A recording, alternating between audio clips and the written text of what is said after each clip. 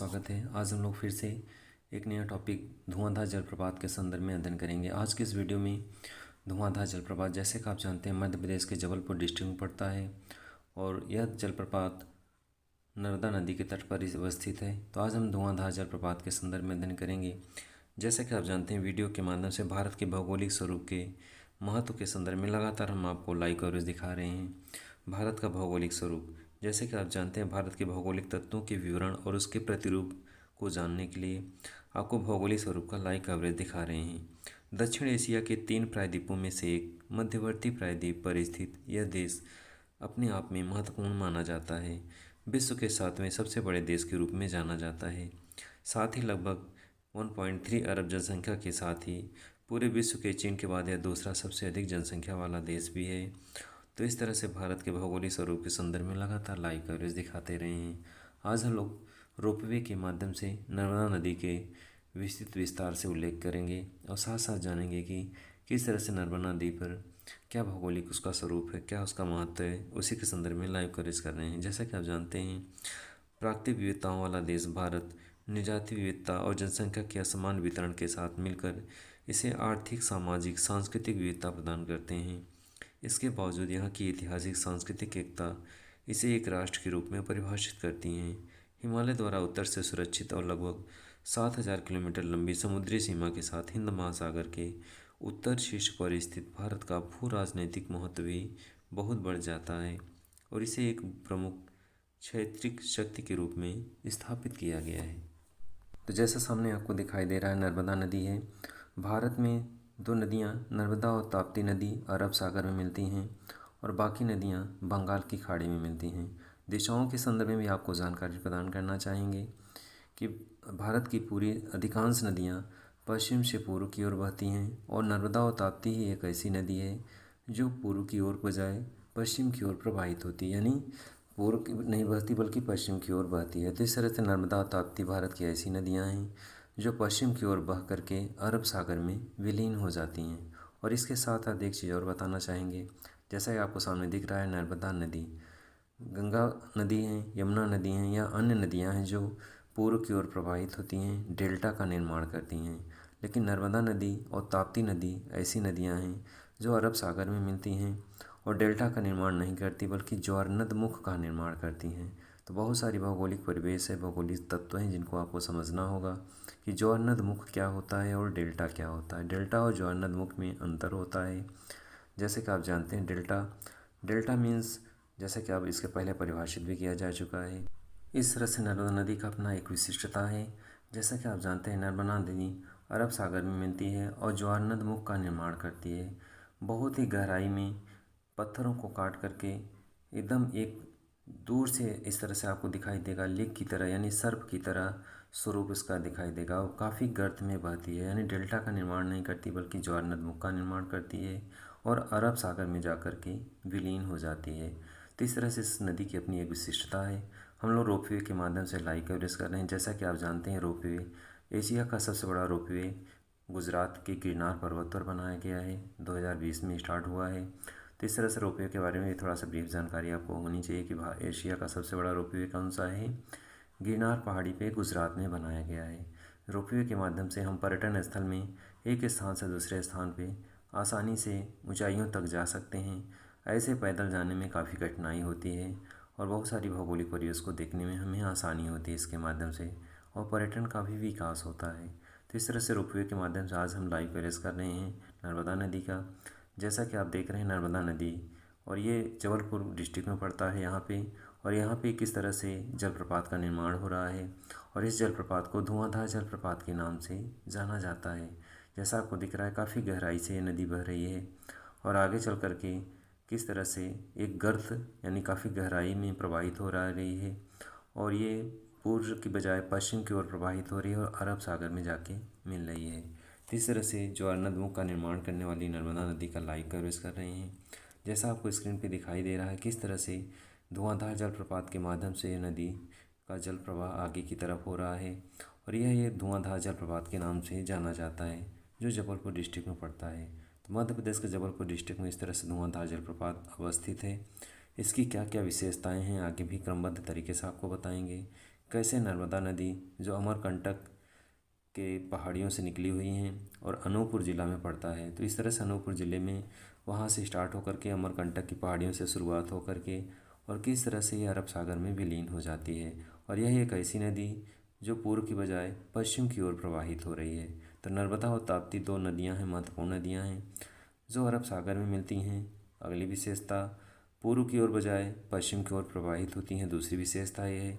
और ये डेल्टा की बजाय ज्वारनदमुख का निर्माण करती हैं, इसकी इस तरह से ये तीसरी विशेषता है। तो इन चीज़ों को, भौगोलिक परिवेश को समझना होगा।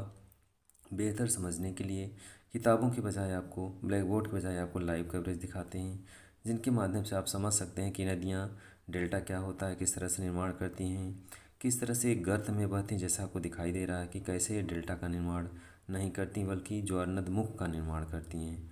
और इस तरह से ये नदी मिट्टी को काट करके बहुत ही गहराई में बहती हैं। इसमें दोनों तरफ घाट नहीं होते। घाट में जैसे आप नदियों में, गंगा नदी में, यमुना नदी में आसानी से उतर सकते हैं, इन नदियों में आप आसानी से उतर नहीं सकते क्योंकि इसमें घाट कम होते हैं, बहुत ही गर्त में बहती हैं। जैसा आपको दिखाई भी दे रहा है, काफ़ी मिट्टी का कटाव है, घाट नहीं हो, इस तरह से बहुत गहराई में बहते हुए अरब सागर में जाकर के विलीन हो जाती हैं। तो इनका अपना एक विशिष्ट भौगोलिक महत्व है और इस भौगोलिक महत्व को ही दिखाने के लिए आपको लाइव कवरेज करते हैं। जैसा कि आप जानते हैं, किताबों के माध्यम से आप ये नहीं समझ सकते कि गर्त क्या होता है, नदी कैसे जो वाटरफॉल का निर्माण किस रूप में कर रही है। किताबों में आप डायरेक्टली पढ़ तो लेते हैं लेकिन बेहतर तरीके से नहीं समझ पाते। तो इसको बेहतर भौगोलिक परिवेश की महत्ता को समझाने के लिए हमें लाइव कवरेज करना होता है। जैसा आपको दिखाई दे रहा है स्क्रीन पे, कितनी गहराई में होके बह रही है ये नदी और दोनों तरफ दिख रहा है आपको घाट नहीं है बल्कि पहाड़ियों के पत्थरों के ऊंची ऊंची चट्टानें हैं और उसी के गर्त से प्रवाहित होती है। आप आम तरह से नदियाँ जो होती हैं उसमें आप आसानी से उतर सकते हैं, लेकिन इस तरह से जो नदियाँ बहती हैं गर्त में होके, उसमें आसानी से आप उसमें उतर नहीं सकते। तो बुक्स में पढ़ाया जाता है कि कैसे गर्त में उतरती हैं ये नदी, एक लीक की तरह, पतली एकदम धारा की तरह आगे बढ़ती जाती है। ऊंचाई पे देखने पे एक अद्भुत नज़ारा दिखाई देता है। तो इस तरह से भारत की नदियों के स्वरूप के संदर्भ में आपको लाइव कवरेज दिखा रहे हैं, कैसे नर्मदा नदी आगे प्रवाहित होकर अरब सागर में विलीन हो रही है। हम लोग रोपवे के माध्यम से लाइव कवरेज कर रहे हैं। रोपवे का इतिहास भी आपको जानकारी होना चाहिए कि भारत में रोपवे, जितने भी धार्मिक पर्यटन स्थल हैं वहाँ पे रोपवे का निर्माण किया गया है। और इसके साथ साथ ये भी बताना चाहेंगे कि भारत का सबसे महत्वपूर्ण और एशिया का सबसे बड़ा रोपवे गुजरात के गिरनार पर्वत पे बनाया गया है। तो इस तरह से जितने भी धार्मिक स्थल हैं वहाँ पे रोपवे के माध्यम से पर्यटन स्थल को डेवलप किया जा रहा है और एक स्थान से दूसरे स्थान पे जाने के लिए आसानी से व्यक्ति पहुंच सकता है, क्योंकि रोपवे एक ऐसा माध्यम है जो केबल कार के रूप में जाना जाता है और एक स्थान से दूसरे स्थान पर जाने में सहूलियत होती है, आसानी होती है और साथ साथ पर्यटन का विकास भी होता है। तो रोपवे एक नवीनतम साधन है। प्राचीन काल में रस्सियों के माध्यम से लोग पहाड़ियों पे नदियों को पार करते थे और उसी का आधुनिक परिवेश दिया गया है रोपवे। रोपवे एक ऐसा साधन है जिसके माध्यम से एक पहाड़ी चोटी से दूसरे पहाड़ी चोटी पे आसानी से जाया जा सकता है और पर्यटन के रूप में विकसित करके व्यक्ति भौगोलिक परिवेश को बेहतर तरीके से समझ सकता है। तो जैसा आप देख रहे हैं, एशिया का सबसे बड़ा रोपवे जो गिरनार में बनाया गया है, उसी के तर्ज पे भारत में अन्य रोपवे भी बनाए गए हैं, या ऐसे कह सकते हैं कि प्रतिरूप में विकसित किए जा रहे हैं जितने भी रोपवे हैं। और गिरनार पर्वत पे बनाया गया एशिया का सबसे बड़ा रोपवे गुजरात में है। तो ये आपको बहुत सारी जानकारियाँ हैं, इसको आपको जानना चाहिए कि गुजरात के साथ साथ भारत के अन्य धार्मिक स्थलों में जहाँ पे डेवलप किया गया है वहाँ पे रोपवे का निर्माण किया गया है। और रोपवे के माध्यम से आप अपने भौगोलिक परिवेश को बेहतर तरीके से समझ सकते हैं, देख सकते हैं। कुछ चीज़ों को, जैसे नदियों के ऊपर को दृश्य देखना है, भौगोलिक परिवेश को ऊपर से दृश्य देखना है, तो रोपवे ही एक ऐसा सरल माध्यम है जिसके माध्यम से आप भौगोलिक परिवेश को ऊंचाइयों से देख सकते हैं, समझ सकते हैं और उसके महत्ता को, स्वरूप को जानने में आसानी हो सकती है। तो इस तरह से रोपवे ही एक ऐसा माध्यम है जिनके माध्यम से आप भौगोलिक स्वरूप को समझने में आपको आसानी होगी। हेलो स्टूडेंट, आज हम लोग धुआंधार जलप्रपात का लाइव कवरेज करने के लिए आए। जैसा आप जानते हैं, धुआंधार वाटरफॉल जबलपुर डिस्ट्रिक्ट में पड़ता है। ये मध्य प्रदेश के जबलपुर डिस्ट्रिक्ट में पड़ता है और ये इस तरह से आपको पीछे दिख रहा है रिवर है। इस रिवर को जो है नर्मदा नदी के नाम से जाना जाता है। भारत की एक ऐसी नदी जो अरब सागर में प्रवाहित होती है। भारत की दो नदियाँ ऐसी है जो नर्मदा और ताप्ती, जो दक्षिण भारत की तरफ अरब सागर में प्रवाहित होती हैं, यानी पूर्व से पश्चिम की ओर प्रवाहित होती है। इनकी अपनी विशेषता है कि भारत में 2 नदियाँ हैं, नर्मदा और ताप्ती, जो पूर्व से पश्चिम की ओर बहती हैं, बाकी नदियाँ जो है पूरब की ओर बहती हैं और बंगाल की खाड़ी में जाके मिलती हैं। तो इस तरह से आपको जानना चाहिए कि भारत में कौन कौन सी नदियाँ हैं जो पूर्व से पश्चिम की ओर बहती हैं। और साथ साथ इस नर्मदा नदी की एक और विशेषता, यहाँ पे वाटरफॉल बन रहा है, धुआंधार जलप्रपात के नाम से ये जाना जाता है। और धुआंधार जलप्रपात मध्य प्रदेश के जबलपुर डिस्ट्रिक्ट में पड़ता है। तो आगे आपको दिखाएंगे किस तरह से चट्टानों के मध्य से होकर इसका जल प्रवाहित हो रहा है। 2 पार्ट इसके बन जा रहे हैं, चट्टानों के मध्य इस पार और एक चट्टानों के उस पार, दोनों तरफ से इस तरह से जो है जल का प्रवाह है और काफ़ी फ्लो है इसमें। आज आपको बहुत सारी चीज़ें दिखाना चाहेंगे कि किस तरह से आगे ये वाटरफॉल आगे चल के किस तरह से यहाँ पे संगमरमर की चट्टानों के मध्य से होकर गुजरता है। बहुत सुंदर दृश्य है और इसका एक अपना एक भौगोलिक और ऐतिहासिक महत्वपूर्ण इसका महत्व है। आगे आपको और लाइव कवरेज दिखाएंगे। चलिए दिखाते हैं और क्या क्या चीज़ें इसमें हैं। तो जैसा आप देख रहे हैं, यहाँ पे आने के लिए, इस वाटरफॉल तक आने के लिए रोपवे का प्रयोग यहाँ पे किया जाता है। रोपवे के माध्यम से आप यहाँ पे आ सकते हैं। रोपवे एक बहुत ही बेहतर साधन है यहाँ पे इस वाटरफॉल तक पहुँचने। देख रहे हैं हमारे पीछे रोपवे लगा हुआ, भी हम लोग उसी से आए हैं।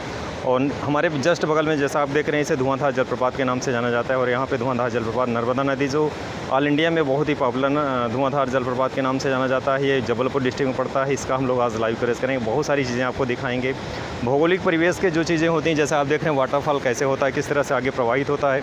आगे दिखाएंगे किस तरह से वाटरफॉल आगे समतल भूमि से आगे आ रहा है और किस तरह से आगे गहराई में कुंड में गिरने के पश्चात किस तरह से चट्टानों के मध्य होकर प्रवाहित होता है। तो ये अलग अलग भौगोलिक परिवेश को समझने के लिए आपको डायरेक्टली आना होगा। आप किताबों में बेहतर चीज़ें नहीं समझ सकते कि वाटरफॉल किस रूप में बनते हैं, कैसे बनते हैं, किस तरह से बनते हैं। आपको जैसा दिखाई दे रहा है कि जैसा कि आप उधर नदी के रूप में आ रहा है और आगे कैसे कुंड में गिर रहा है पानी, और फिर वो दोनों चट्टानों 2 या 3 चट्टानें जो है उन्हीं के मध्य से होकर कैसे अलग अलग रास्तों से होकर गुजरता है। तो बहुत ही भौगोलिक चीज़ों को समझने के लिए आपको प्रकृति के नज़दीक जाना होगा, भौगोलिक परिवेश को नज़दीक से देखना होगा, तभी आप अपने भौगोलिक परिवेश को समझ सकते हैं। किताबों में चीज़ें हैं, लेकिन किताबों में बेहतर चीज़ें आप नहीं समझ सकते, क्योंकि किताबें जो हैं वो व्याख्या नहीं करती उस तरीके से जिस तरीके से आप भौगोलिक परिवेश को डायरेक्टली देखते हैं और उसको बेहतर तरीके से समझते हैं। तो आज हम लोग आप बहुत सारी चीज़ों को आपको दिखाएंगे, पास से दिखाएंगे और क्या क्या चीज़ें हैं, किस तरह से यहाँ पे धुआंधार जलप्रपात का क्या विशेषता है, क्या उसका स्वरूप है, इसको संदर्भ हम लोग आज लाइव करेंगे, विस्तृत तरीके से आपको उन चीज़ों को दिखाएंगे।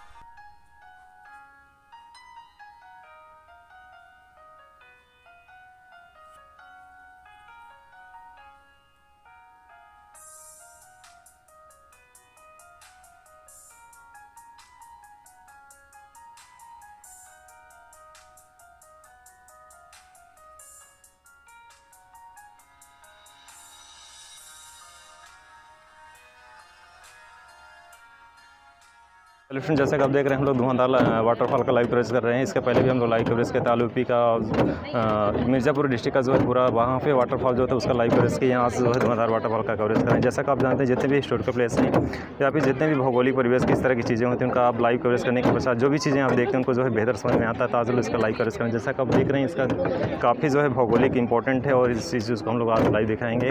तो आगे दिखाते हैं क्या क्या चीज़ें इसका जो है। बहुत सारी चीज़ें यहाँ पे हैं, वाटरफॉल है, इसके साथ साथ रिवर सिस्टम जैसा कि आप जानते हैं अरबियन सी होता है, अरबियन सी अभी आप बंगाल है, जितने भी रिवर सिस्टम उनका अलग अलग सिस्टम है। हिमालय से जो रिवर सिस्टम उनका ग्लेशियर है और यहाँ पे जो है हिमालय की चोटी है, उसके जो है हम लोग आगे चीज़ें दिखाएंगे आपको। तो देखते रहिएगा आगे क्या क्या चीज़ें हैं। हमारे साथ कुछ यहाँ पे देख रहे हैं बहुत सारे लोग बैठे हुए हैं, उनका हम दिखाते हैं किस तरह से क्या क्या व्यू है। आपको जो है फर्स्ट यहाँ पे है, पहली बार आए हुए हैं, इसके पहले भी आए थे? अभी पहली बार आए हो। बुक्स में रिवर सिस्टम पढ़े थे आप इसके पहले? रिवर सिस्टम क्या होता है, ये जो इसका क्या नाम है इस रिवर का? नहीं, ये तो नहीं पता क्या नाम है। इसको जो है नर्मदा रिवर से बोलते हैं ना, नर्मदा। और इसका प्रवास जो है अरब सागर में होता है, मालूम है, बुक्स में पढ़े हो गए। तो कुछ अपना एक्सपीरियंस बताएं, यहाँ पे आए हैं घूमने के लिए, कैसा लग रहा है आपको? अच्छा लग रहा है। अच्छा लग रहा है। अच्छा लग रहा है। रिवर को बुक्स में पढ़ते हैं उतना अच्छा बेहतर समझ नहीं आता, वाटरफॉल क्या होता है, ग्लेशियर क्या होता है, बुक्स में पढ़ते हैं उतना समझ में नहीं आता, लेकिन जब हम कोई चीज़ को डायरेक्टली देखते हैं तो ज़्यादा बेहतर समझ में आता है ना। तो ये रिवर सिस्टम इंडिया का एक ऐसा रिवर सिस्टम जो अरबियन सी में जाके मिलता है, अरब सागर में जाके मिलता है ना। बंगाल की खाड़ी में मिलने वाले जो रिवर हैं वो अलग हैं, और इंडिया में केवल 2 रिवर इस तरह के हैं, जैसे ये इसका नाम है नर्मदा और एक और है ताप्ती। दोनों कहाँ पे प्रवाहित होती हैं? अरब सागर में ना। तो कुछ ईस्ट से वेस्ट है, कुछ साउथ से वेस्ट है ना, तो इस तरह से रिवर सिस्टम अलग अलग है। क्या नाम है आपका? नमन जैन। किस क्लास पढ़ते हो? क्लास 8। गुड। सर अब यहाँ पे जो है नर्मदा को जो है देख रहे हैं, लाइव कर लोग करें, जैसा आप देख रहे हैं काफ़ी यहाँ पे जो है बहुत अच्छा नज़ारा है। इसके बारे में क्या कहना चाहेंगे? जो लोग डायरेक्टली जहाँ पे जाते हैं अपने नेचर के नज़दीक होते हैं, वो अपने आप को कैसे पाते हैं?